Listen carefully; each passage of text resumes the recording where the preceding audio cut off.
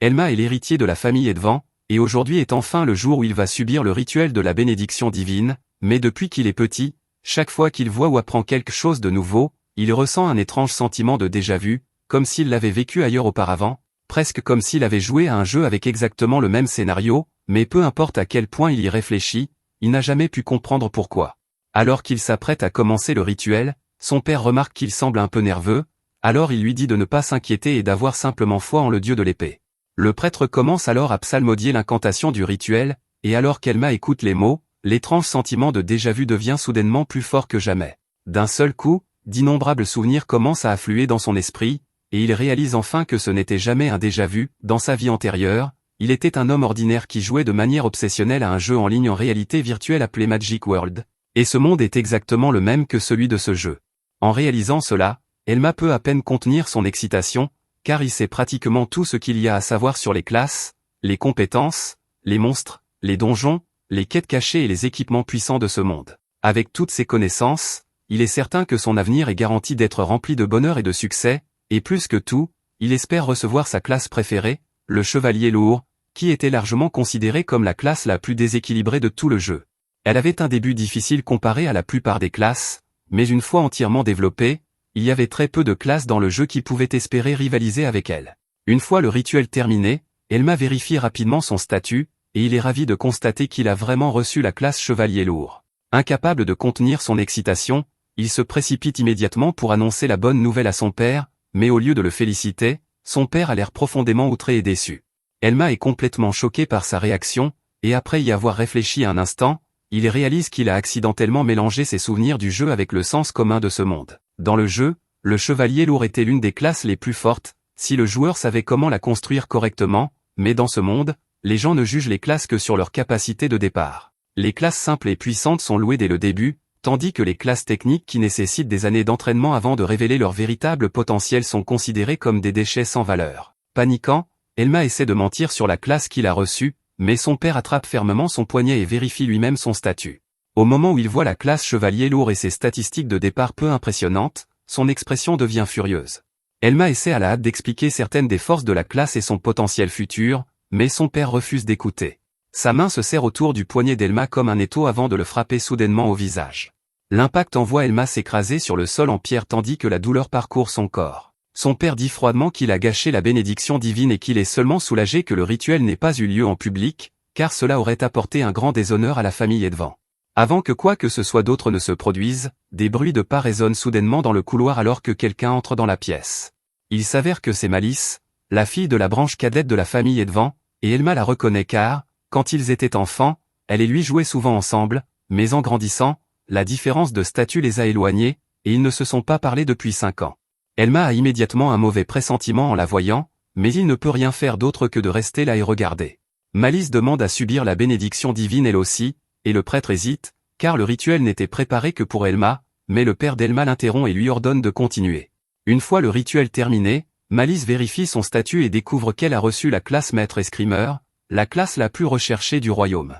Elle adresse à Elma un sourire suffisant, appréciant clairement le fait qu'elle ait reçu une classe considérée comme bien supérieure à la sienne, et le cœur d'Elma s'effondre, car la fille d'une branche cadette obtenant maître escrimeur alors que l'héritier principal n'a reçu que chevalier lourd est exactement le genre de chose qui humilierait son père et aggraverait son humeur. Cependant, il a sous-estimé la rapidité avec laquelle son père pouvait changer de cap, car au lieu de devenir encore plus en colère, son père commence à couvrir Malice d'éloges tout en ignorant complètement Elma, et avant peu, il annonce fièrement qu'à partir de ce jour, Malice deviendra sa fille et la nouvelle héritière de la famille Edvan.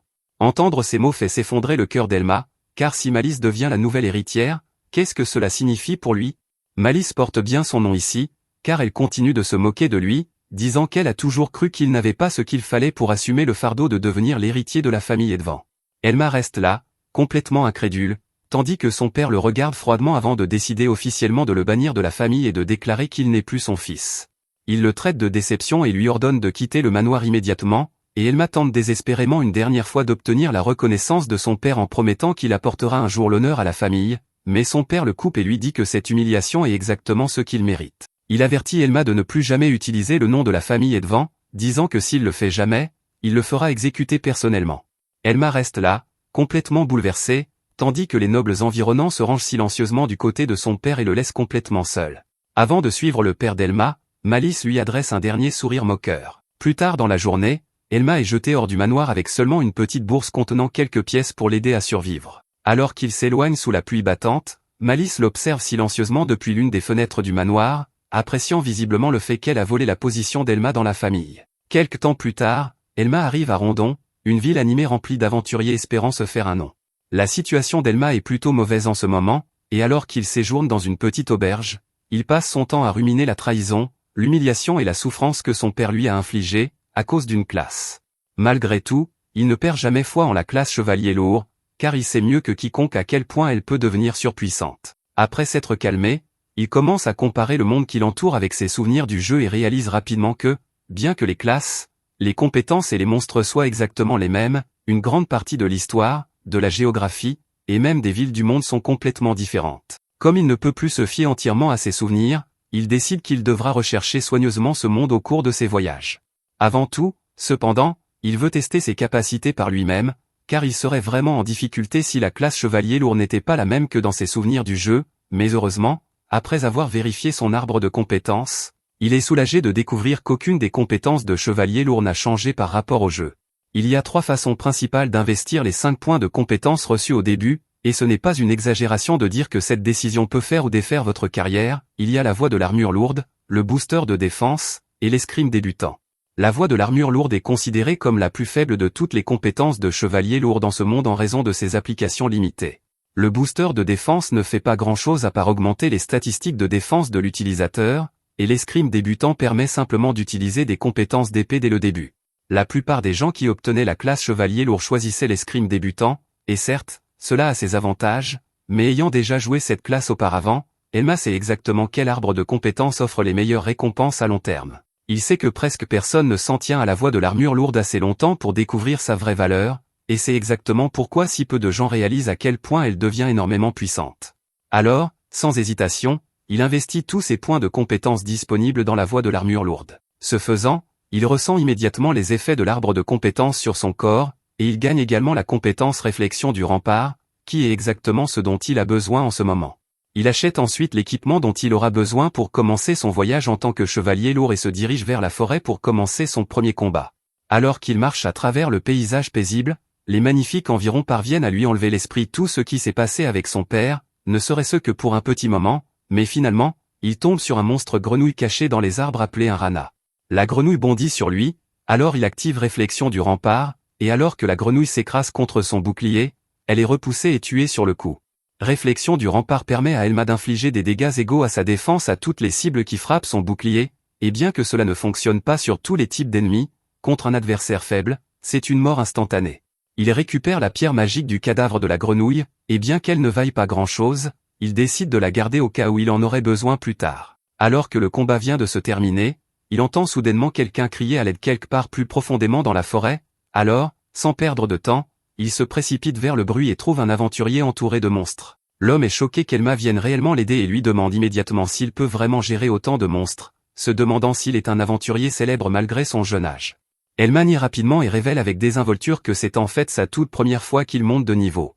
L'aventurier s'exclame immédiatement qu'il est sans espoir et dit qu'il est impossible qu'un débutant complet puisse vaincre autant de monstres. Cependant, Elma n'est pas dérangée par son avertissement, car il comprend déjà exactement comment ces monstres de départ se comportent. Réflexion du rempart n'est pas une compétence imbattable, mais tant que la défense de l'utilisateur est assez élevée, elle devient incroyablement puissante, à tel point que, même contre une horde de monstres comme celle-ci, Elma n'a rien à craindre. L'aventurier dit désespérément à Elma de s'enfuir, mais Elma active calmement réflexion du rempart une fois de plus, et alors que les grenouilles s'écrasent contre son bouclier les unes après les autres, l'aventurier reste choqué alors qu'elles meurent toutes l'une après l'autre. Il n'a jamais vu quelqu'un vaincre autant de rana tout seul, alors il demande à Elma qui il est. Elma s'apprête à donner son nom complet, mais il se souvient alors de ce que son père a dit à propos de ne plus jamais utiliser le nom de famille, et franchement, il ne veut rien avoir à faire avec cette famille non plus, alors il se présente simplement comme Elma, le chevalier lourd. Le système annonce soudainement qu'Elma a gagné un niveau. En l'entendant, il ouvre immédiatement son écran de statut pour vérifier ses statistiques mises à jour. En les parcourant, il est satisfait de constater que son attaque et sa défense ont toutes deux augmenté de 5 points. Ce n'est pas une amélioration énorme, mais c'est suffisant pour lui faire sentir que tout son travail acharné commence enfin à porter ses fruits. À ce moment-là, l'aventurier qu'Elma a secouru plus tôt s'approche de lui et se présente sous le nom d'Harris.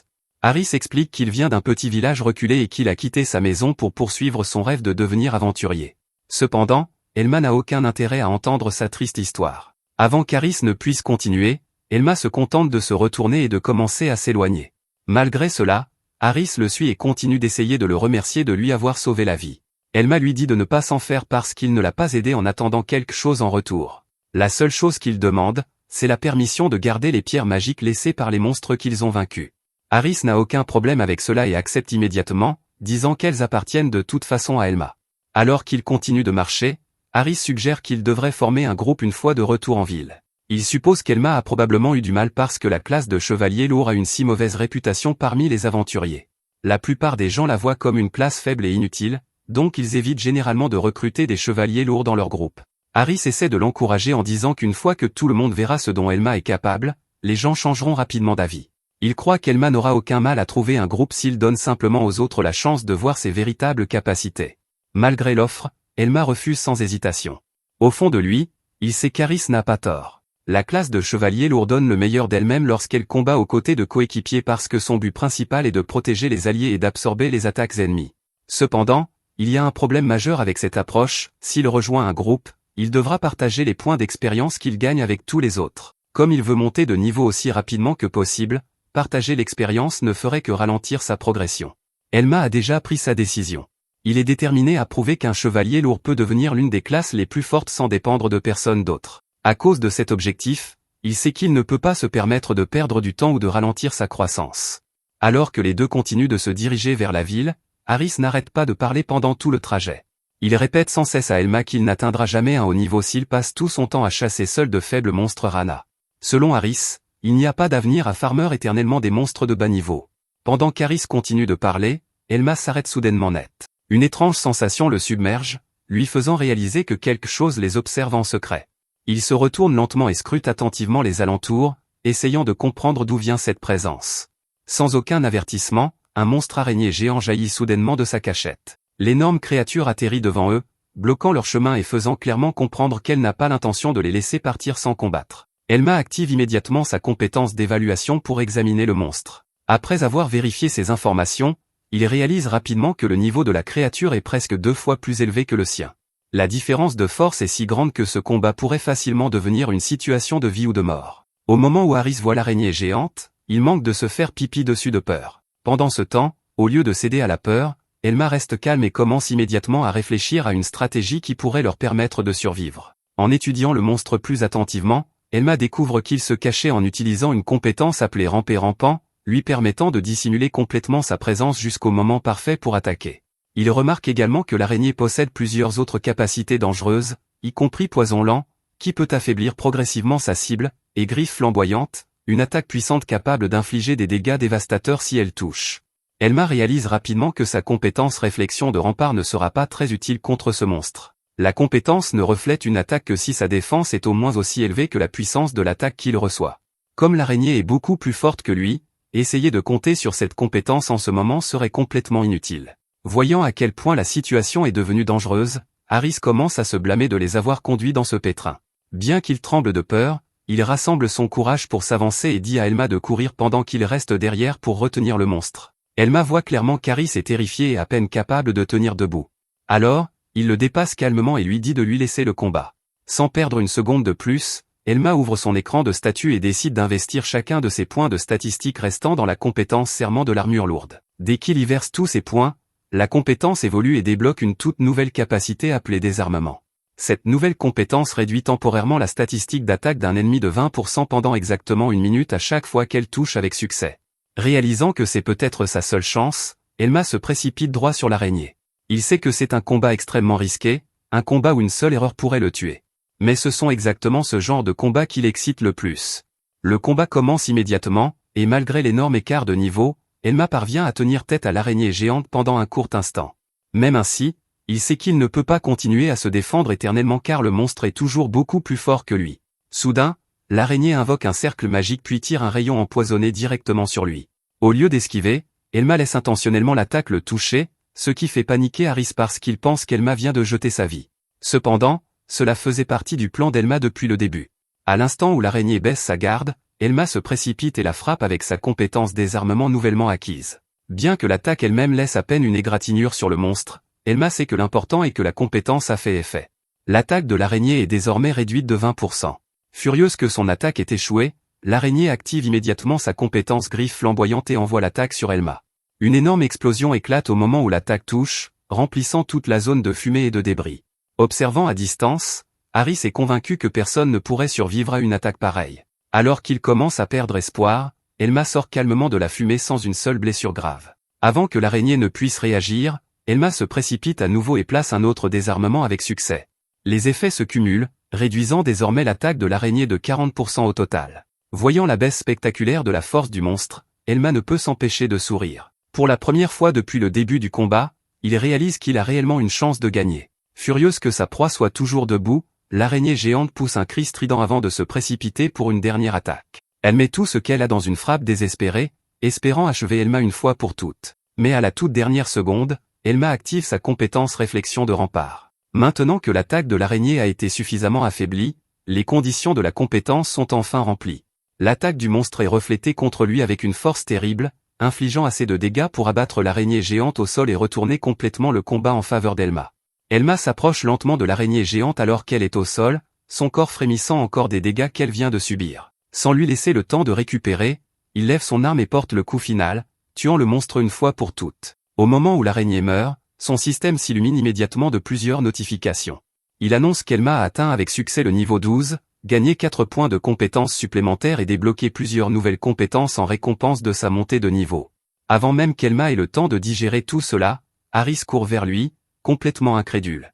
Il n'arrive pas à croire qu'Elma ait réellement vaincu un monstre qui faisait près de 2 fois son niveau tout seul. Voir tout cela de ses propres yeux change complètement l'opinion d'Harris.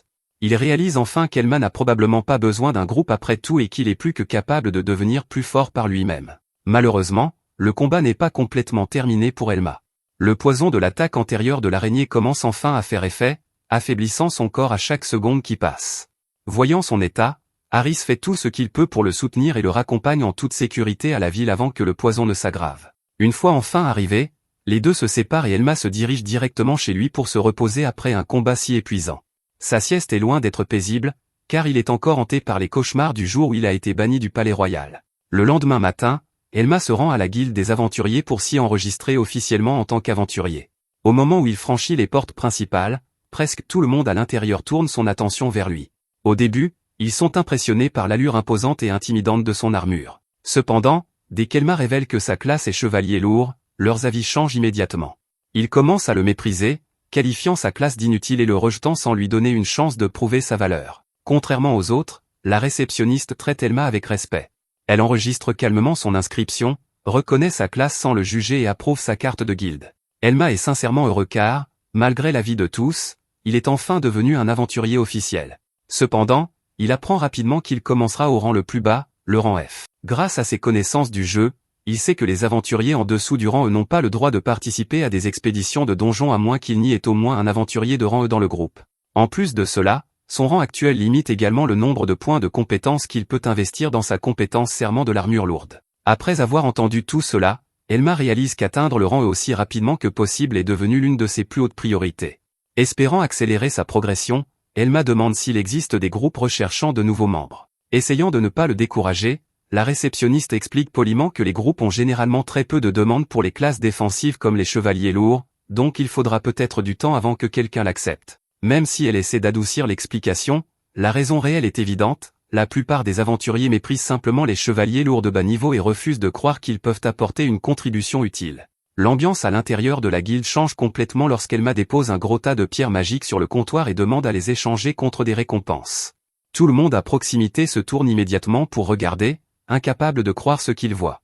Ils se mettent à chuchoter entre eux, convaincus qu'il est impossible qu'un chevalier lourd de niveau 12 ait pu collecter autant de noyaux de monstres. Honnêtement, certains l'accusent même de tricherie parce qu'ils trouvent cela tout simplement incroyable. Ignorant leurs accusations, Elma demande avec excitation à la réceptionniste s'il existe actuellement des quêtes de promotion disponibles qui pourraient l'aider à monter de rang plus rapidement. Elle lui dit timidement qu'il y a effectivement quelques quêtes qu'il peut entreprendre s'il est intéressé. Plus tard dans la nuit, la scène se déplace dans un cimetière sombre où plusieurs aventuriers expérimentés se sont rassemblés. Ils sont tous là parce qu'ils ont l'intention de participer à une quête de raid spéciale qui a attiré beaucoup d'attention. Alors que tout le monde se prépare pour la mission, l'homme qui dirige le groupe prend soudainement Elma à part après avoir appris qu'il n'est qu'un chevalier lourd de niveau 12. Le méprisant, il dit à Elma qu'un raid dangereux comme celui-ci n'est pas une place pour un rookie inexpérimenté. Il refuse également de croire les rumeurs selon lesquelles Elma aurait vaincu l'araignée géante par lui-même. Convaincu qu'Elma a menti pour se donner l'air plus fort qu'il ne l'est réellement, l'homme déclare qu'il va lui donner une leçon pour avoir répandu de fausses histoires. Elma est dans un cimetière avec un groupe d'aventuriers quand l'un d'eux prend soudainement la parole et annonce qu'il a entendu dire qu'un clown avait rejoint la quête de raid. Gotham dit immédiatement à tout le monde que le clown est Elma, et il le prévient qu'il y a beaucoup de débutants comme lui qui sous-estiment les guildes et les monstres. Gotham souligne le fait qu'Elma aurait soi-disant tué un Arandip au niveau 12 et qualifie toute cette histoire de mensonge. Il dit à Elma que l'aventure n'est pas si facile et lui promet de lui donner une leçon. Elma pense que toute cette situation est nulle parce qu'il ne peut pas se permettre de rater cette quête de raid, puisque les quêtes de raid sont une occasion rare d'obtenir une promotion. Alors plutôt que de se disputer, il décide de dire à Gotham qu'il se réjouit de travailler avec lui. Gotham admet qu'il n'aime pas Elma, mais dit qu'il l'accepte pour l'instant. Sans perdre plus de temps, Gotham dit à Ti de commencer à fouiller la zone. Ti dégaine son épée, la fait tournoyer plusieurs fois et active une compétence appelée Recherche. Recherche est une compétence de détection rare qui permet à l'utilisateur de sentir les créatures à proximité, et elle est particulièrement rare chez les aventuriers de bas niveau. Au bout de quelques instants, Ti rapporte qu'il y a une horde d'environ 30 monstres à proximité. Gotham le félicite pour son bon travail, et Ti saisit immédiatement l'occasion pour se vanter de la qualité exceptionnelle de sa compétence. Il dit même qu'il espère que Gotham le récompensera par une promotion au rang A après le raid d'aujourd'hui. Ti tourne alors son attention vers Elma et lui dit que son comportement étrange à la guilde a suscité toutes sortes de rumeurs. Il dit que cela aurait été impressionnant si ne serait-ce que la moitié de ces rumeurs étaient vraies, mais malheureusement, Elma a hérité d'une classe défectueuse. Ti explique fièrement qu'il est un mage rouge, une classe avec de grandes capacités physiques qui peut également apprendre la magie offensive, les sorts de soins et une grande variété de magie de soutien. Elma le remercie pour son inquiétude mais répond calmement qu'il est parfaitement satisfait de sa propre classe et n'a aucune plainte à son sujet. Ti lui dit simplement de ne pas ralentir le reste de l'équipe avant de s'éloigner. Elma le regarde partir et pense en lui-même que la classe de chevalier lourd est simplement plus difficile à comprendre. À première vue, elle ne semble pas aussi spectaculaire que d'autres classes, et dans le jeu, les chevaliers lourds étaient souvent négligés parce qu'ils se concentraient sur la défense et le positionnement plutôt que sur les dégâts massifs. Cependant, ce monde n'est plus le jeu. Naturellement, la plupart des gens se tournent vers des classes plus faciles à utiliser et qui donnent des résultats immédiats, donc très peu de gens prennent la peine de maîtriser les classes plus techniques. Peu après, Gotham rassemble tout le monde pour expliquer le plan. Selon le rapport de la guilde, la horde de morts-vivants qu'il s'apprête à affronter est menée par une tête de ghoul. Comme il est un aventurier de randée, Gotham décide qu'il combattra seul la tête de ghoul, tandis que les autres resteront à distance et s'occuperont des morts-vivants plus faibles. L'un des débutants demande nerveusement si Gotham les protégera si les choses deviennent dangereuses, mais Gotham répond froidement qu'il n'a pas l'intention de protéger quiconque se retrouvera pris dans son combat.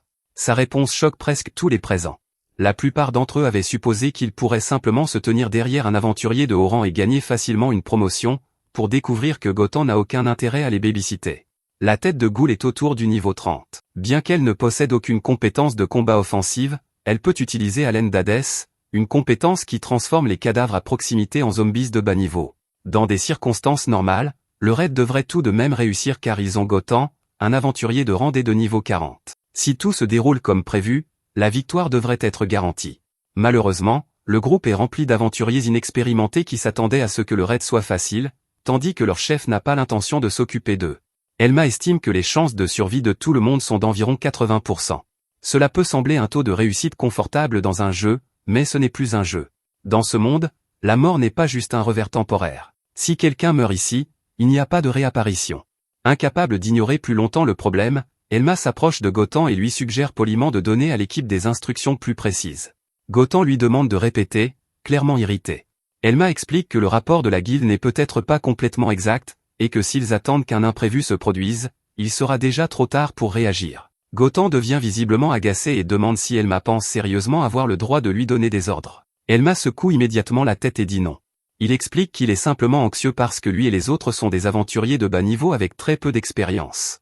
S'inclinant respectueusement, il dit à Gotham que, bien que ce soit un travail routinier pour un vétéran comme lui, le reste de l'équipe apprécierait grandement des instructions plus détaillées. Gotham accepte à contre-cœur, disant que, bien qu'il ne soit le baby-sité de personne, il expliquera les choses un peu plus clairement.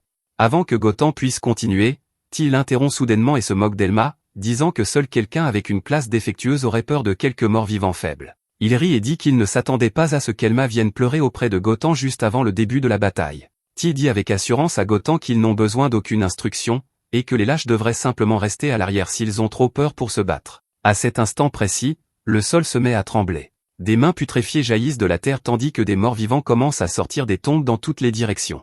Les aventuriers se fichent de peur alors que des dizaines de monstres encerclent lentement le cimetière, mais Elma dégaine calmement son épée, tandis que Gotham serre sa propre arme et se prépare à charger.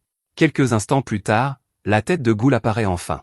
L'énorme mort-vivant pousse un rugissement terrifiant, et Ti s'effondre immédiatement au sol de terreur. Gotham demande avec colère à Ti ce qu'il pense faire, avant d'ordonner à Ti et Paul de lui dégager un chemin. Pendant ce temps, Elma se tourne vers le reste du groupe et leur dit de se concentrer sur les sbires de la tête de Ghoul.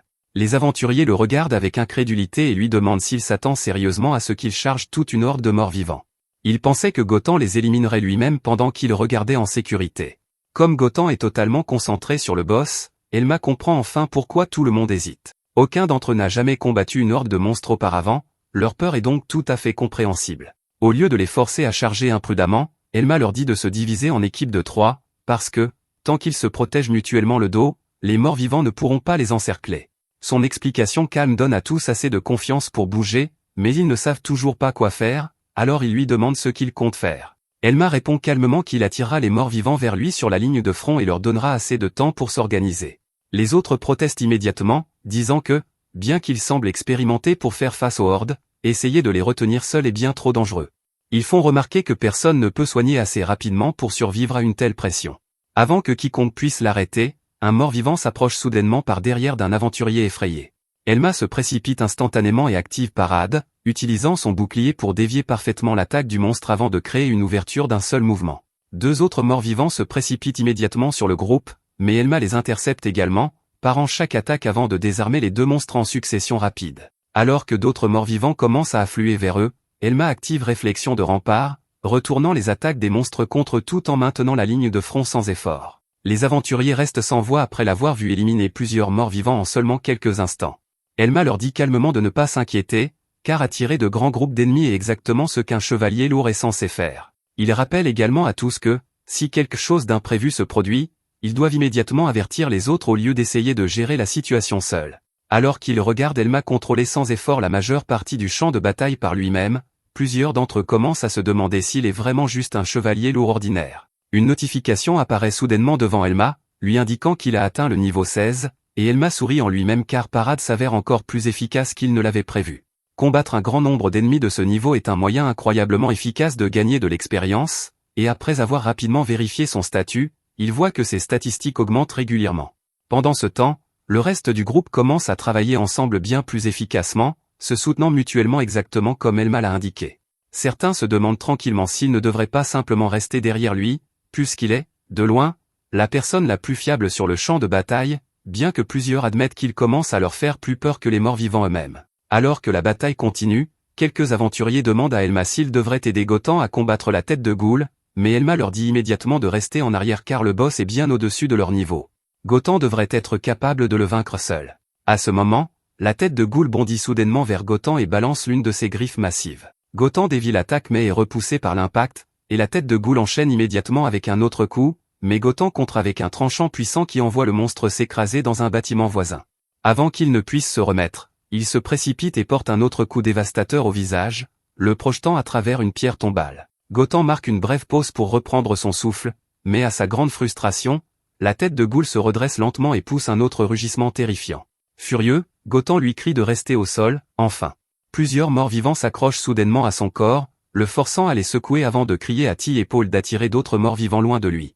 Ti recule instinctivement de peur, ce qui pousse Gotham à les traiter de lâches et à menacer de leur retirer leur promotion. Ti répond nerveusement qu'ils comprennent, mais que s'ils s'approchent trop de la tête de Ghoul, ils pourraient facilement être pris dans la bataille et mourir. Ils insistent sur le fait qu'ils ne peuvent le soutenir que sur les côtés. La tête de Ghoul tente soudainement une autre embuscade en bondissant vers Gotham, mais Gotham l'esquive de justesse avant d'activer Brise-Rocher, fracassant le monstre avec une force énorme et infligeant des dégâts massifs. On dirait que le coup de grâce est enfin à portée, mais d'innombrables morts-vivants continuent de lui barrer la route. Cependant, à ce moment-là, quelque chose d'étrange se produit. Au lieu de continuer le combat, la tête de goule commence à attraper les morts vivants à proximité et à les enfourner dans sa bouche. Elma reconnaît immédiatement la compétence comme consommation de cadavres, et c'est une capacité extrêmement rare qui permet à une tête de goule de récupérer de la santé en dévorant des cadavres et des morts vivants. Cependant, Elma remarque rapidement quelque chose d'inhabituel. Le monstre consomme bien plus de corps qu'il ne le devrait juste pour restaurer sa santé. Alors qu'il regarde d'autres morts vivants disparaître dans sa bouche, il réalise soudain ce qui se passe. La tête de goule ne guérit pas, elle est en train d'évoluer. Elma crie immédiatement à Gotan de s'arrêter et de s'éloigner du monstre, mais il est déjà trop tard. Le corps de la tête de goule mute violemment sous les yeux de tous, son mana atteignant un tout autre niveau. Sa taille augmente considérablement, son apparence devient bien plus grotesque, et son niveau s'envole jusqu'à 40 alors qu'elle évolue en tête folle. Le groupe est terrifié à la vue de la tête de goule évoluer. L'évolution existentielle est un événement rare qui ne se produit que lorsque certaines conditions sont remplies, et elle fait principalement référence aux monstres qui éveillent des capacités latentes et se transforment en une autre espèce pour échapper à des situations délicates. Même dans le jeu Magic World, les conditions exactes de l'évolution existentielle n'étaient pas clairement énoncées, mais Elma ne peut que dire qu'ils ont eu de la malchance.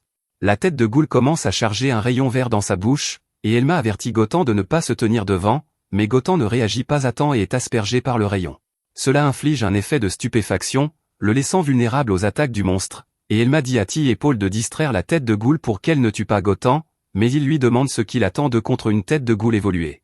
Elle les tuerait immédiatement s'ils essayaient ne serait-ce que de l'attaquer avec de la magie, mais Elma s'en moque et leur dit que si Gotan meurt, ils mourront tous parce qu'aucun d'eux n'est assez fort pour affronter le monstre. Ils ont besoin d'une voie vers la victoire, et Gotan est la seule personne dont le niveau est suffisamment proche de celui des monstres, mais avant qu'Elma puisse dire quoi que ce soit d'autre, le monstre frappe Gotan à l'abdomen, lui faisant vomir du sang et l'envoyant voler à plusieurs mètres à travers le cimetière. Cela lui inflige également une paralysie, le laissant inconscient. Paul et Ti se cachent derrière une pierre tombale, terrifiés par ce qui vient d'arriver à Gotan, et le monstre s'approche de lui de manière menaçante et arme son poing pour l'achever, mais Elma se précipite à pleine vitesse pour se mettre devant Gotan et par le coup de poing que la tête de goule lui lance, bien que l'impact le repousse quand même. Elma leur dit qu'il va attirer l'attention de la tête de goule et que Ti devrait lancer guérison et guérison de paralysie sur Gotan, mais Ti lui dit qu'il a guérison mais pas guérison de paralysie parce qu'il a dépensé ses points de compétence pour augmenter son attaque. Elma se demande quel genre de build à moitié finissait, car dans le jeu Magic World, la plupart des gens auraient opté pour un build axé sur la guérison. Il dit à Ti d'emmener Gotan dans un endroit sûr et de le soigner pendant qu'il distrait le monstre, et Ti accepte et emporte précipitamment Gotan. Le monstre commence à s'impatienter et s'approche lentement d'Elma. Les gens se remettent généralement du poison d'un tête folle après environ 3 minutes, donc si Elma peut tenir la tête de goule jusqu'à ce moment-là, Gotan pourra l'aider à la combattre, mais Elma n'avait aucune idée que la réalité serait si différente du jeu, et il décide de combattre la tête de goule évoluée jusqu'à ce que Gotan se rétablisse. Le groupe d'aventuriers pense qu'un aventurier de rang F ne peut pas combattre un tel monstre, mais l'un d'eux ne fait pas assez confiance à Elma pour vaincre un monstre de niveau 40 alors qu'il n'est que niveau 16, alors il décide de prendre la fuite avant qu'il ne devienne le prochain repas de la tête de goule, et un autre aventurier lui dit de les attendre. Elma ne les juge pas car il ne tiendrait pas plus de 10 secondes s'il rejoignait le combat, et il ne peut pas se permettre de protéger des aventuriers de Baran tout en combattant la tête de goule. Ti a tellement peur de la tête de goule qu'il tremble visiblement, mais Gotan semble commencer à se rétablir. Le monstre pousse un rugissement, surprenant Elma, mais il pense tactiquement que puisqu'il est niveau 16 tandis que le tête folle est niveau 40, une seule erreur signifie la mort, pourtant, il décide quand même de se battre. La tête de goule lance un coup de poing, mais Elma parvient à l'esquiver, et il décide de compter sur la stratégie car il ne peut pas gagner en combat frontal. Il s'élance vers l'herbe, et la tête de goule le poursuit, mais après un court moment, elle s'arrête et réalise qu'elle ne peut plus le voir. Elle commence à chercher frénétiquement, mais il reste hors de vue. Elma court d'un endroit à l'autre, utilisant les pierres tombales comme couverture, mais alors qu'il passe devant l'une d'elles, le monstre entend par hasard ses pas et se tourne immédiatement vers le bruit, mais Elma parvient à s'échapper à temps pour éviter d'être attrapée. Il lance ensuite une pierre vers le monstre pour le distraire un petit moment, et alors que la tête de goule se tourne, il saisit l'opportunité et se précipite directement sur elle pour la trancher. Cependant, avant qu'il ne puisse porter un coup, le monstre réagit et lui lance un coup de poing, le forçant à esquiver car encaisser un tel coup de plein fouet le tuerait certainement. Le monstre disparaît en moins d'une seconde, et c'est maintenant au tour d'Elma de le chercher. Il commence à regarder autour de lui pour trouver la tête de goule, mais cette fois, l'embuscade du monstre fonctionne parfaitement, et elle atterrit un coup de poing qui l'envoie s'écraser contre une pierre tombale de l'autre côté du cimetière. Elma réalise que la différence de niveau entre eux est tout simplement trop grande pour qu'il la surmonte, et la situation devient réellement dangereuse car il réalise qu'il pourrait vraiment mourir ici.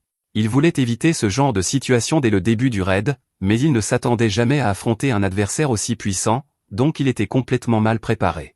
C'est une situation à haut risque et haute récompense qui le pousse dans ses derniers retranchements, mais il doit admettre que les enjeux élevés lui font vraiment battre le cœur, et il ne serait pas un homme s'il abandonnait maintenant, alors il se précipite directement vers la tête de Goule avec toute la force qui lui reste.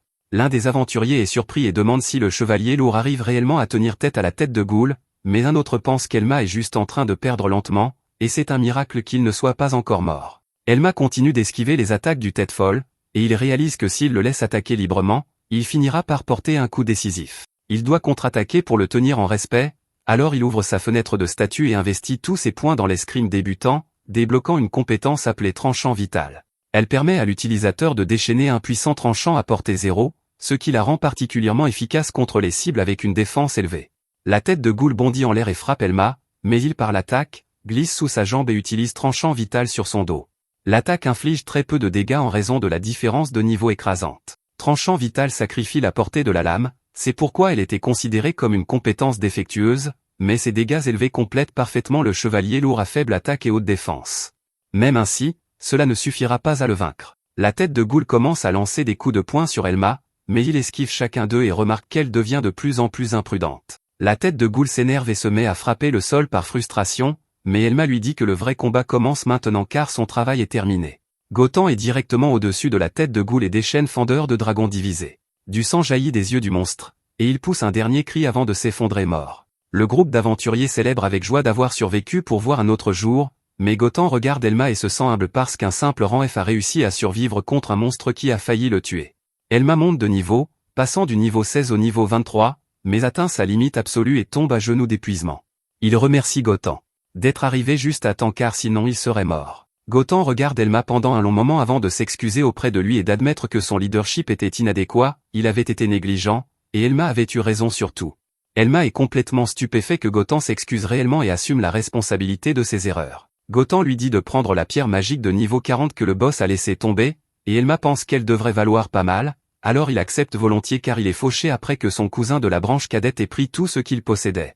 Elma demande s'il est vraiment d'accord, mais Gotham le rassure que c'est juste puisque c'est Elma qui a vaincu le monstre. Gotham regarde à nouveau et remarque que la tête de Goule a aussi laissé tomber un objet, et Elma lui demande s'il le veut, mais Gotham tient sa décision car il ne revient jamais sur sa parole. Elma a vaincu le monstre, donc les récompenses lui appartiennent. Pas une seconde plus tard, cependant, Gotham demande si Elma peut au moins vérifier la description de l'objet, et Elma lui lance un regard fatigué avant d'accepter.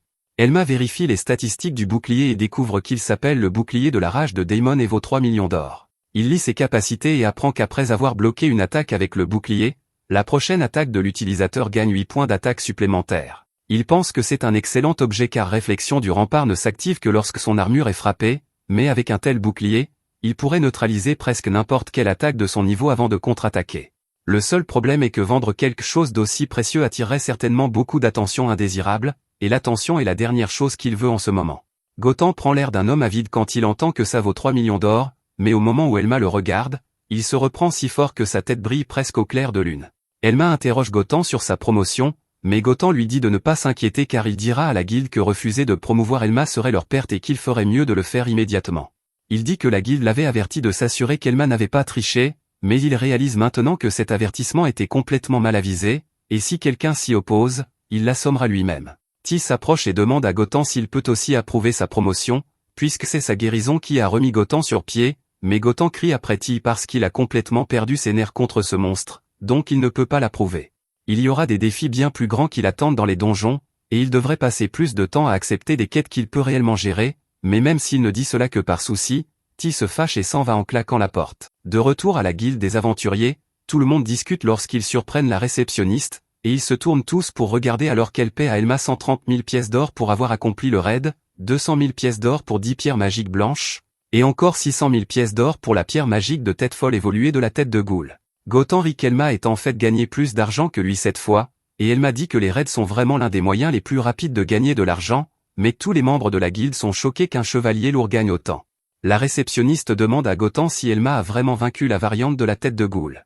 Un aventurier dit qu'Elma avait déjà fait lever les sourcils lorsqu'il avait rapporté des pierres magiques de haut niveau auparavant, tandis qu'un autre demande quel niveau il est. Tout le monde continue d'assaillir Gotham de questions parce qu'il pense que l'idée qu'un chevalier lourd vainque un tête folle de niveau 40 est trop incroyable, mais Gotham frappe du poing sur le bureau pour les faire taire. Il demande comment ils osent douter d'Elma ou insulter son jugement pour avoir approuvé la promotion, et toute la guilde tombe dans le silence alors que Gotham lance un regard furieux à tout le monde. Après avoir fini d'échanger les pierres magiques et de collecter leurs récompenses, Elma remercie Gotham pour tout ce qu'il a fait pour lui, et Gotham apprécie, alors il dit qu'ils devraient se revoir un jour. Grâce à Gotham qui a empêché tout le monde de médire dans son dos, Elma a officiellement été promue au rang E. Plus tard, il erre dans la ville en réfléchissant à quoi faire maintenant qu'il a atteint le rang E. Au rang E, il peut enfin entrer dans les donjons et farmeurs de l'or, mais la stratégie de réflexion du rempart repose sur une défense écrasante et ne fonctionne de manière fiable que contre les ennemis débutants, donc avec sa configuration de compétences actuelle, il va rester bloqué à farmer des niveaux pendant un bon moment. Il décide qu'il devrait commencer à chercher un livre de compétences pour déterminer sa voie future. Celui qu'il veut est le livre de compétences Croc d'insanité ardente. Les livres de compétences sont nécessaires pour débloquer les arbres de compétences, mais ils sont incroyablement rares, donc les chances d'en trouver un sont minces. Néanmoins, chercher ne coûte rien. Serment d'armure et Croc d'insanité ardente sont deux arbres de compétences qui se complètent et achèvent la classe de chevalier lourd. Un chevalier lourd accompli n'est plus simplement un spécialiste de la défense, mais le qualifier de spécialiste de l'attaque ne serait pas non plus exact, il devient une arme humaine. Croc d'insanité ardente est la clé pour libérer le véritable potentiel du chevalier lourd. Les livres de compétences sont les objets requis pour débloquer les arbres de compétences, et ils sont incroyablement rares, donc Elma sait qu'il n'en trouvera pas tout de suite. Comme obtenir un livre par des moyens normaux n'est pas réaliste, il décide de se contenter de la meilleure option suivante et commence quand même à en chercher un, car cela ne lui coûte rien de chercher. Lorsque le serment de l'armure lourde et le croc de la folie brûlante sont combinés, ils complètent la classe de chevalier lourd et la rendent complètement surpuissante. Le chevalier lourd complet n'est plus seulement un spécialiste de la défense, mais même le qualifier de spécialiste offensif n'est pas tout à fait juste, c'est essentiellement une arme humaine capable d'anéantir des armées entières à elle seule. Le croc de la folie brûlante est l'arbre de compétences essentiel pour débloquer tout le potentiel du chevalier lourd. Alors que tout le monde profite de sa vie dans la ville paisible et joyeuse, Elma traverse les rues à la recherche d'une boutique d'alchimiste. Tout en marchant, il ne peut s'empêcher de penser à quel point le croc de la folie brûlante est essentiel pour la classe de chevalier lourd, et il pense que ce serait incroyable s'il en trouvait un par hasard dans cette ville. Après avoir trouvé la boutique d'alchimiste, il jette un coup d'œil aux potions et demande au marchand 3 potions de soins, mais elle lui dit qu'elles coûteront 72 000 pièces d'or. Elma ressent la douleur dans son âme et dans son portefeuille lorsqu'il entend le prix et dit qu'elles sont beaucoup plus chères que dans le jeu, mais il n'y a pas d'alternative, et il en a vraiment besoin, alors il paie. Avant de partir, Elma demande au marchand où il peut acheter des livres de compétences, car il n'en a trouvé dans aucun des autres magasins qu'il a visités. Un chevalier lourd est essentiellement bloqué en mode tutoriel jusqu'à ce qu'il obtienne le livre de compétences Croc de la folie brûlante. Le marchand lui dit que l'achat et la vente de livres de compétences sont interdits, les gens sont autorisés à utiliser les livres de compétences qu'ils ont obtenus lors de raids, mais à part cela, la guilde des aventuriers en donne presque tous aux nobles et à l'église. Elma est choquée d'apprendre cela, car les livres de compétences sont des butins incroyablement rares, et on suppose généralement qu'il faut les acheter, puisqu'il n'y a aucune garantie qu'un monstre laissera tomber exactement celui dont vous avez besoin.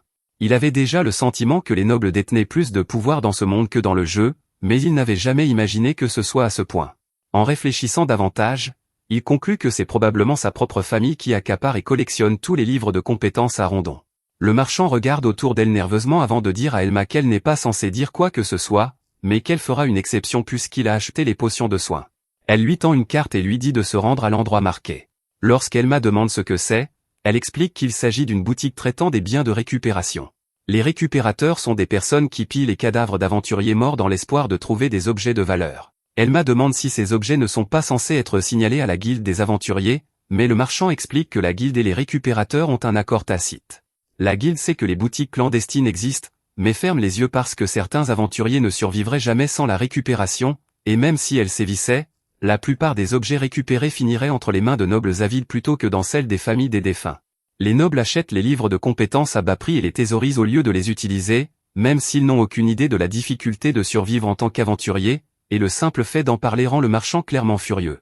Elma se traite de naïf, car si les souvenirs de sa vie antérieure n'étaient jamais revenus et qu'il était devenu un maître épéiste au lieu d'un chevalier lourd, il n'aurait jamais rien réalisé de tout cela. Le marchand rappelle à Elma de ne parler de la boutique à personne, et il accepte. Alors qu'il se ferait un chemin à travers la ville, il se glisse dans une ruelle et finit par trouver l'endroit. Il hésite un instant avant de décider d'entrer, mais au moment où il franchit la porte, il est accueilli par un épais nuage de fumée qui le fait tousser violemment. Se couvrant la bouche, il regarde autour de lui, mais ne voit rien au premier abord, ce qui lui fait se demander s'ils vendent vraiment des livres de compétences ici. Cependant, après avoir regardé une seconde fois, il remarque plusieurs livres de compétences soigneusement disposés sur une étagère. Avant qu'il puisse les examiner, une vieille dame commande soudainement qu'il a une belle armure, le surprenant. Après avoir retrouvé son calme, Elma lui dit qu'il a de l'or et qu'il aimerait jeter un œil à ses livres de compétences. Elle lui dit avec désinvolture de se servir, car ses empreintes digitales ne les rendront pas moins précieux. Elma prend le premier livre de compétences, et le système l'identifie comme étant le livre de compétences tir à l'arc débutant avec une valeur marchande de 2 millions de pièces d'or. C'est la deuxième fois aujourd'hui qu'Elma sent son portefeuille lui demander grâce, car c'est 500 000 pièces d'or de plus que dans le jeu. À l'époque, les prix du marché étaient déterminés par les échanges entre joueurs, donc les prix là-bas étaient probablement basés sur l'offre et la demande réelle. Ici, les livres de compétences ont très probablement subi une inflation ridicule parce que les nobles en thésaurisent presque tous. La vieille dame lui dit qu'elle vendra le livre pour 3 millions de pièces d'or, ce qui fait qu'Elma se met à transpirer froid. Elle explique qu'elle prend un risque énorme en dirigeant cette affaire, les fonctionnaires locaux peuvent faire semblant de ne pas remarquer, mais si leurs supérieurs l'apprennent jamais, elle pourrait y laisser sa tête. Même si Elma vendait le bouclier de la rage de Daemon qu'il a obtenu lors du raid précédent, il n'aurait assez d'argent que pour acheter le livre de compétences tir à l'arc débutant, donc il n'y a aucun moyen qu'il puisse se permettre un livre de compétences rares. Après avoir vérifié la majeure partie de la collection, Elma conclut qu'aucun d'entre eux n'est ce qu'il recherche. Cependant, lorsqu'il atteint le dernier livre, ses yeux s'écarquillent d'excitation, car c'est le seul arbre de compétences essentiel pour la classe de chevalier lourd, le croc de la folie brûlante. La vieille dame remarque à quel point il est excité et commande qu'il doit être un original si c'est le livre qu'il veut, mais Elma ne prête pas attention à la remarque et demande immédiatement le prix. Elle lui dit calmement que cela coûtera 50 millions de pièces d'or. Elma ne peut s'empêcher d'être étonnée qu'elle laisse quelque chose d'aussi précieux à la vue de tous sans garde visible, mais la vieille dame sourit d'un air narquois et lui dit que s'il est si convaincu qu'elle n'est qu'une vieille femme faible, il est le bienvenu pour tester cette théorie. Elle mentionne avec désinvolture qu'elle a jeté 5 hommes hors de la boutique pas plus tard que l'autre jour. Réalisant que l'intimidation ne fonctionnera pas, Elma passe au plan B et lui demande si elle accepterait de lui réserver le livre de compétences. Elle demande ce qu'elle gagnerait à l'aider, mais après réflexion, elle décide qu'il ne lui déplaît pas et accepte de le garder pour 5 millions de pièces d'or supplémentaires. Elma pense qu'elle mène une négociation serrée, mais il n'a pas beaucoup de choix. S'il veut ce livre de compétences, il devra trouver un moyen de faire fortune le plus rapidement possible. Après être sortie, Elma s'assoit sur une caisse à proximité et réfléchit à la façon dont le sens de la richesse est complètement déformé chez les aventuriers de haut niveau et les marchands avec qui ils traitent. Le croc de la folie brûlante n'est qu'un arbre de compétences rares, et les seules personnes qui le veulent vraiment sont les chevaliers lourds et les accros du combat ayant une envie de mourir. Si cela vaut déjà 50 millions de pièces d'or, alors les livres de compétences vraiment puissants doivent coûter un montant absolument absurde. Il commence à réfléchir à des moyens pratiques de gagner de l'argent. Cultiver des butins rares dans les donjons est une option, mais les chevaliers lourds n'ont pas les dégâts nécessaires pour le faire efficacement. Il envisage d'écraser des monstres faibles avec réflexion du rempart, mais cela prendrait beaucoup trop de temps. Il pense même à investir dans l'escrime débutant ou à essayer de trouver des livres de compétences amitié pour pouvoir construire un autre arbre de compétences en attendant, mais cela ne vaut pas la peine de gaspiller des points de compétences sur des capacités qu'il abandonnera dès qu'il obtiendra le croc de la folie brûlante. Les chevaliers lourds ne sont pas exactement populaires, mais après sa performance lors du raid précédent, son nom s'est probablement un peu répandu. Faire équipe avec d'autres aventuriers lui offrirait beaucoup plus d'options, et lorsqu'il se souvient de tous les alliés qu'il avait dans sa vie antérieure, il décide qu'il est enfin temps de former un autre groupe. Juste à ce moment-là, il entend une dispute à proximité. La fille aux cheveux bleus insiste sur le fait qu'ils n'ont terminé le raid que grâce à ses compétences, mais le reste du groupe l'ignore complètement. L'épéiste lui dit qu'ils n'ont obtenu le butin rare que parce qu'ils ont déjà vidé ce donjon d'innombrables fois, donc il n'est pas convaincu que ses capacités y soient pour quelque chose. La fille acquiesce maladroitement, mais dit que s'ils continuent à faire plus de raids, ils finiront par remarquer la différence que ses compétences font. L'épéiste se retourne et demande si elle s'attend sérieusement à une part des bénéfices alors qu'elle est si faible. La fille tente désespérément de se défendre en disant qu'elle risque quand même sa vie sur la ligne de front, mais il lui fait immédiatement remarquer qu'elle n'a pas de compétences d'attaque valables et qu'elle se contente surtout de rester là à encaisser les dégâts. Selon lui, c'est exactement pour cela qu'elle est inutile. La fille grimace visiblement en entendant ces mots, mais il continue quand même, lui disant sans détour qu'elle ne contribue en rien au groupe. Tremblante, elle rassemble enfin assez de courage pour lui rappeler qu'elle n'a fini avec cette construction que parce qu'elle a suivi ses conseils lors de l'attribution de ses points de compétence. Elle lui demande s'il ne trouve pas cruel de dire tout cela alors qu'ils viennent de gagner une fortune ensemble. L'épéiste répond que réduire les bénéfices de tout le monde pour quelqu'un qui a été inutile pendant tout le raid est le vrai problème. De plus, Il ne lui a donné que des conseils, c'est elle qui a réellement choisi de dépenser ses points de compétence de cette façon, alors maintenant elle le blâme et exige de l'argent bien qu'elle n'ait rien contribué. Elma reconnaît immédiatement la situation, c'est une construction terrible combinée à l'argument classique sur la répartition du butin, quelque chose qui arrivait tout le temps dans le jeu. Vous investissez vos points de compétence autour de votre groupe actuel, mais une fois que vos circonstances changent, toutes ces décisions deviennent soudainement sans valeur. L'épéiste jette grossièrement une petite bourse de pièces par terre et lui dit qu'il y a 100 000 pièces d'or à l'intérieur, alors elle devrait la ramasser et être reconnaissante. Il dit qu'ils l'ont gardée malgré sa faiblesse et son manque de compétences offensives décentes, mais maintenant elle montre son vrai visage pour ce qui n'est que de la petite monnaie. Ress ajoute que ce n'est pas comme s'il pouvait se permettre de partager l'aubaine inattendue qu'ils viennent de recevoir. Luchi s'excuse, mais l'épéiste dit que ce n'est pas assez, il la vire du groupe avant de lui souhaiter sarcastiquement bonne chance pour trouver un autre groupe, bien qu'il doute que quiconque recrute quelqu'un dont la construction terrible a complètement ruiné son avenir. Le système de points de compétence est absolument brutal. Vous devez combattre des monstres de votre niveau ou supérieur pour gagner de l'expérience significative, mais si votre construction est assez faible pour que vous ne puissiez pas affronter des ennemis de votre niveau, alors monter de niveau devient presque impossible. Elma se demande si elle a gaspillé ses points de compétence sur l'accélérateur de vitesse ou peut-être sur un arbre de compétences d'armes dont elle n'avait pas besoin. Puisqu'elle est une péro, elle a peut-être investi dans un arbre de soutien à la place.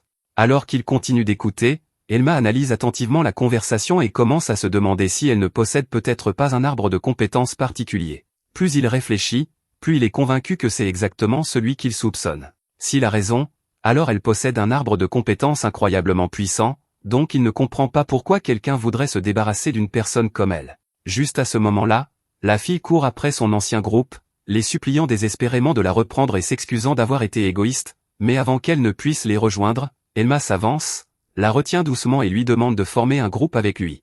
Tout le monde reste stupéfait en entendant qu'il veut la recruter. Le groupe est choqué d'apprendre qu'Elma veut former un groupe avec elle, et Elma dit à Luchi qu'elle ne regrettera pas de former un groupe avec lui. Il lui propose même un partage de tous les bénéfices qu'ils réaliseront, mais Luchi comprend mal et lui dit qu'elle ne peut pas vivre éternellement avec 20% parce que ce ne serait pas suffisant pour subvenir à ses besoins.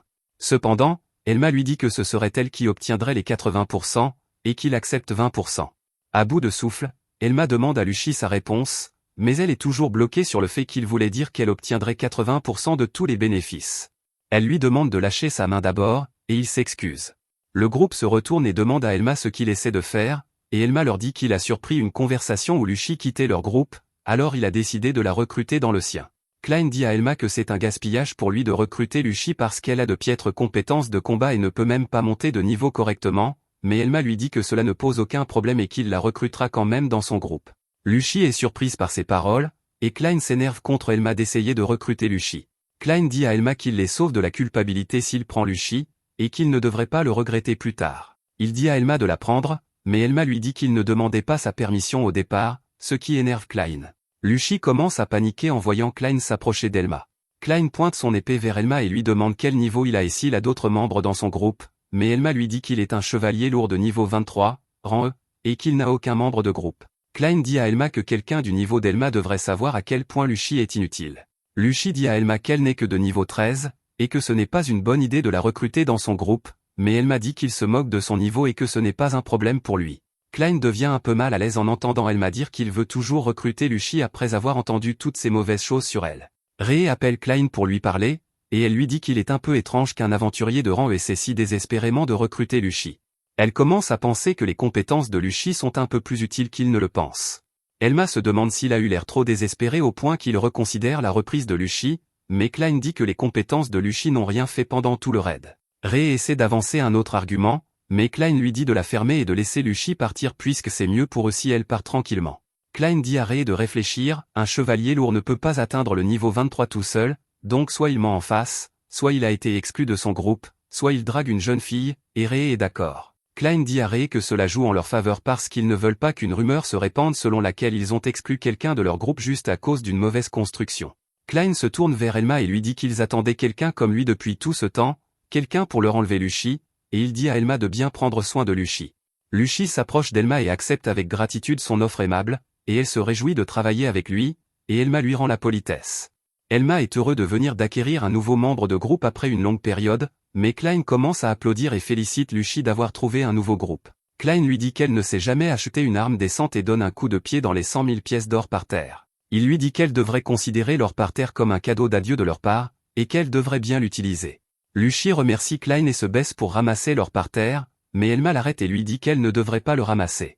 Elma dit à Klein qu'il devrait ramasser les pièces d'or qu'il a jetées par terre, puisque même un enfant peut le faire. Elma dit à Klein qu'il appelle ça un cadeau d'adieu alors qu'il l'a jeté par terre, et Klein le regarde avec colère. Elma dit à Lucy qu'il devrait commencer à partir, mais Lucy manque d'interrompre son aura en lui disant que 100 000 pièces d'or, c'est beaucoup d'argent. Elma sauve la situation en lui disant qu'il vaut mieux qu'elle ne doive rien à eux. Klein lui crie dessus, lui demandant à qui il croit parler, et dit qu'ils devraient s'amuser à être inutiles ensemble avec leur classe défectueuse. Klein dit à Ray qu'il devrait aussi partir, mais Ray lui demande si elle peut avoir l'argent par terre. Klein saute sur l'argent et lui dit qu'elle ne peut pas en avoir parce que c'est tout son argent. Dans un restaurant, Lucy remercie Elma de l'avoir invitée à rejoindre son groupe, mais elle ne pense toujours pas être assez forte pour faire partie de son groupe. Cependant, Elma lui dit de ne pas s'inquiéter car s'il tue des monstres adaptés à son arbre de compétences, elle montera de niveau en un rien de temps. Mais Lucy le coupe et lui demande s'il l'a aidé à ce moment-là parce qu'il est tombé amoureux d'elle au premier regard. Elma lui demande ce qu'elle veut dire, et elle lui dit qu'elle se demande pourquoi quelqu'un d'un niveau supérieur au sien a pris sa défense, et que c'est la seule raison logique qu'elle a pu trouver. Elle commence à fantasmer, disant qu'Elma est beau, mais qu'elle n'est pas si facile à avoir, alors peut-être qu'ils pourraient commencer comme amis. Cependant, Elma ne veut pas entendre ces absurdités et lui demande si elle a l'arbre de compétences Lady Luck. Dans la forêt, Elma et Lucy marchent sur un sentier à la recherche d'un donjon.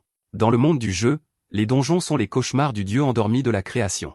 Il a créé d'innombrables dieux et mondes à partir de rien sur une éternité, mais lui, qui était resté le dieu absolu suprême pendant tout ce temps, a perdu la raison et a été scellé par les dieux mêmes qu'il a créés. Cependant, ces cauchemars commencent à affecter la réalité. Ces cauchemars créent des portes dans le monde réel qui produisent des monstres et des démons aberrants. Elma remarque qu'ils sont arrivés à l'endroit et dit à Lucy qu'ils sont arrivés. Il dit à Lucy que ce qu'elle regarde est un donjon, et le système sonne et lui dit que le nom du donjon est entrée du parc aux anges, et le niveau recommandé pour entrer est le niveau 50. Lucy commence à être nerveuse et demande à Elma s'il est sûr de vouloir quelqu'un comme elle dans son groupe, et elle lui montre ses statistiques. Elma lui dit qu'elle ne devrait pas montrer sa fenêtre de statistiques aux gens, et Lucy crie de panique et lui demande s'il est sérieux, mais elle se calme et dit que c'est bon parce qu'elle sait qu'Elma ne le dira à personne.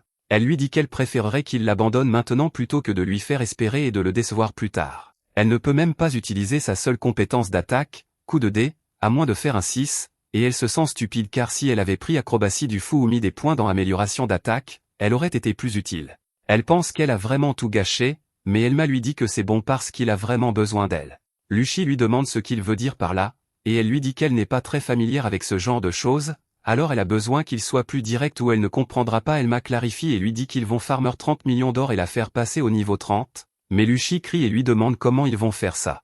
Elma dit à Lucy qu'ils devraient entrer dans le cercle magique, et ils sont transportés dans une pièce avec un couloir qui semble sans fin. Le niveau recommandé pour le donjon est le niveau 50, mais Elma connaît les monstres qui y apparaissent, donc ils ne rencontreront aucun danger sérieux.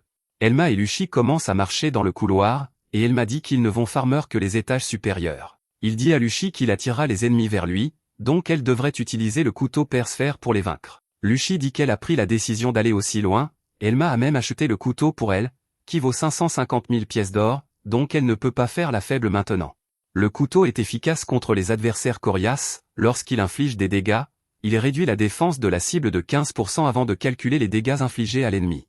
Lucy dit à Elma qu'il peut compter sur elle, et elle fera de son mieux pour être à la hauteur de sa confiance et de ses attentes inexplicables. Elle dit qu'elle fera tout pour le protéger pour lui rembourser l'achat du couteau, mais Elma dit que c'est son travail à lui de la protéger. Elma et Lucy entendent un bruit venant du bout du couloir et se tournent dans sa direction. Ils voient la silhouette d'un ours, et Elma l'identifie comme un ours rapiécé. Lucy dit que l'ours a l'air mignon, mais que le niveau est effrayant. Elma dit qu'il a une attaque de 22, et même si Lucy est touchée d'une manière ou d'une autre, elle survivra, mais elle ne peut pas encaisser un coup critique. Elma peut neutraliser l'ours en le déséquilibrant alors qu'il commence à attaquer, mais ensuite Lucy lui demande comment il sait tout cela et pense qu'il aime les ours rapiécés. Elma lui dit qu'il gérera ses attaques et lui dit d'attaquer ses angles morts, mais elle devrait faire attention à ses griffes. Elma utilise une compétence appelée piétinement d'ombre, il a obtenu cette compétence en utilisant les points de compétence gagnés en combattant le chapelier fou, et il l'utilisera pour aider Lucy à monter de niveau. Lucy court sur le côté de l'ours, et Elma la prévient que les ombres peuvent s'étendre plus loin qu'elle ne le pense, donc elle devrait faire attention. Lucy s'apprête à attaquer l'ours quand elle remarque qu'Elma lui a dit de faire attention aux crocs et aux griffes de l'ours, mais elle ne voit pas l'ours avec l'un ou l'autre. La seconde suivante, l'ours sort ses griffes et commence à bouger comme un objet maudit. Les coutures s'ouvrent pour révéler une bouche, et Luchi est dégoûté par cela. L'ours se précipite sur Elma, mais Elma part 2 fois et fait un flip sur son épée pour clouer l'ours au sol. Elma est content d'avoir le bouclier parce que survivre aux attaques sans bouger les pieds est pénible. Il appelle Luchi pour qu'elle commence à frapper l'ours, et Luchi se précipite vers lui pour commencer à frapper l'ours. Une fois qu'elle tue l'ours, elle cherche frénétiquement pour voir si l'ours a laissé tomber quelque chose, mais quand elle voit qu'il n'a rien laissé tomber, elle se met à pleurer parce qu'elle pense qu'Elma va la virer du groupe. Elma lui dit de ne pas s'inquiéter parce qu'ils ne l'ont tué que pour l'expérience, et il prévoit d'en tuer plus pour qu'un objet finisse par tomber. Mais alors qu'il dit cela, un autre ours apparaît au coin du couloir, et Elma lui dit qu'ils vont suivre le même plan. Après avoir tué quelques ours de plus, Luchi est ravi de découvrir que 2 ours ont laissé tomber un objet à la suite, mais Elma pense que c'est étrange parce que ces objets ne tombent généralement pas l'un après l'autre, et il se demande s'il s'est mal souvenu du taux de butin. La patte de chat de Luchi est une compétence spéciale qui augmente sa chance de 500%. Si le statut de chance de départ de Luchi était déjà élevé, alors ce qui s'est passé là ne serait pas impossible, mais ensuite il se souvient de ce que Klein avait dit plus tôt et se demande comment le groupe de Klein n'a pas réalisé à quel point elle améliorait leur taux de butin. Il pense qu'il n'a probablement pas réalisé parce que c'était un groupe de débutants. Dans leur monde, il n'y a pas beaucoup d'informations sur les monstres, donc ils ont dû s'habituer à des taux de butin élevés dès le départ. Luchi demande à Elma si elle a été utile, et Elma est d'accord et la remercie de s'être associée à lui. Luchi demande s'il voulait vraiment les boucliers d'ours et lui demande s'il devrait en collecter 10, mais Elma lui dit non, qu'elle a assez gagné de niveau, et que le vrai travail est sur le point de commencer. Luchi vérifie ses statistiques et voit qu'elle est montée au niveau 20 et se demande quand c'est arrivé, mais Elma lui dit qu'ils ne vont plus chasser d'ours maintenant ils vont chasser la rana dorée.